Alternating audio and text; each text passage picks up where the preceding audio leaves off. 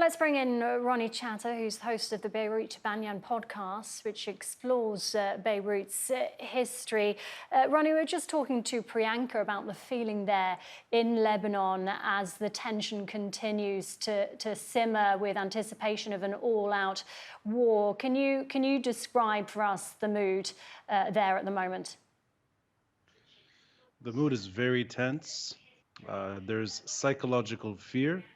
5 hours ago, as Priyanka mentioned already, several sonic booms, which I think she's right, these are the loudest sonic booms we've experienced since October last year. Hassan Nasrallah's speech was minutes thereafter, and we're all on edge because the response to Fuad Shukur's assassination last week has not been determined. There's a psychological fear instilled right now, which is this could take time. And we're all on edge for good reason. And I think Hassan Nasrallah's speech indicated such, is that I don't think the decision has been made. There is the leaning towards a unified front, which has been Iran's de facto proxy policy, which is that Hezbollah and Iran's other militias in the region are including Gaza in a unified front, which means any ceasefire that emerges in Gaza becomes a prerequisite to de-escalation, rather than the reverse, meaning you won't see the region calming down unless there's a ceasefire in Gaza. And that's become the de facto policy of Hezbollah in Lebanon. And would you say, Ronnie, the strikes in northern Israel earlier today, would you say that's the continuation of these tit-for-tat attacks, or is this the start of something bigger from Hezbollah? Since October 8, one day after the October 7 tragedy, since October 8, Hezbollah has determined and calculated a war of cautious escalation, and Israel's response has been equally cautious in its escalation too.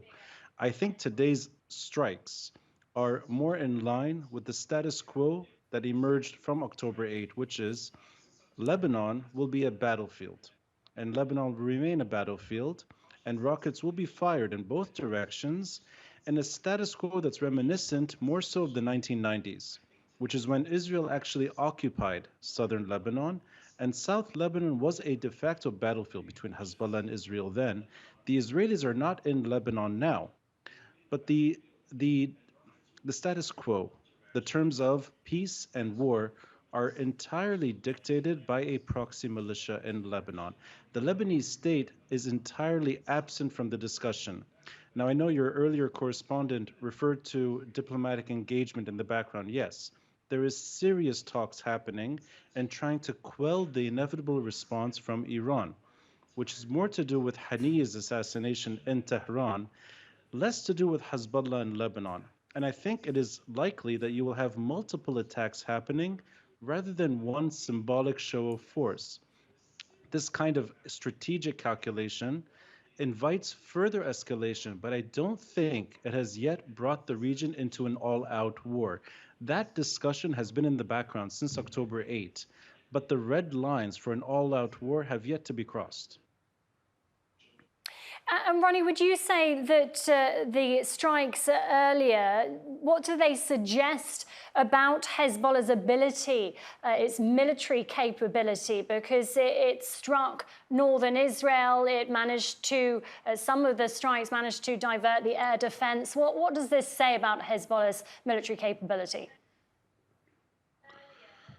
Hezbollah is a very sophisticated, well-funded paramilitary force that can engage in war with one of the strongest armies in the world. So there is a reality in that Hezbollah is a well-honed machine, and it can stand its ground.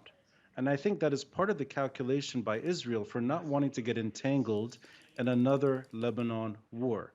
I sense the Israelis are less interested than any time in their history in engagement in Lebanon.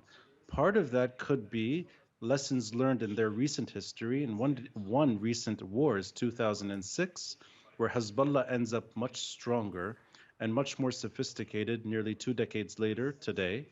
And I think also the Israelis withdrawing from Lebanon in May of 2000, 24 years ago, I think for them was the end of their journey in terms of occupation in Lebanon. Right now, I don't think we're going to end up going back into that status quo. I think what's happening is that a constant tit for tat, attack like method, which doesn't bring anyone or doesn't invite anyone into an all out war. Now, that's a delicate, delicate strategy. October 8th and August 2024 are entirely different. Lebanese, and the first question you asked is, how does everyone feel? We literally feel on the edge. But that doesn't mean we've fallen over yet. Unfortunately, the terms that have been delineated are not from Lebanese, they're from Iran and Iran's most sophisticated militia in Lebanon. Yeah. Yeah, Ronnie, really appreciate your thoughts here on TRT World. Thank you very much. Ronnie Chatah speaking to us live there from Beirut.